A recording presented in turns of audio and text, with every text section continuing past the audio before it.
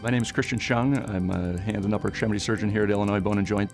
I've been practicing with the group since 2015. From a practice philosophy standpoint, it has changed over the years a little bit as my practice has kind of matured and gone on.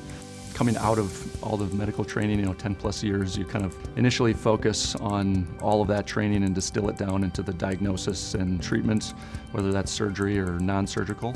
The main focus of my practice philosophy now is communication.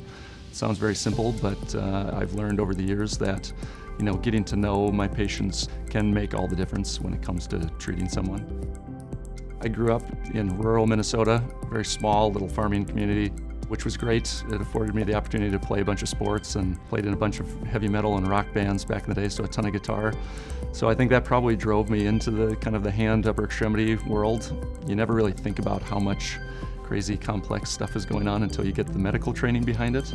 I would render a guess that most people don't relish the fact of, or the idea of coming to the doctor, especially if it's a traumatic reason.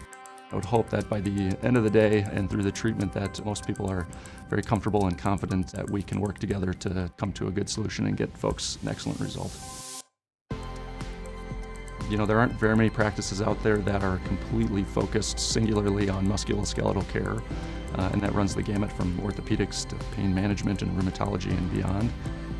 We're very patient-focused, very responsive, very compassionate.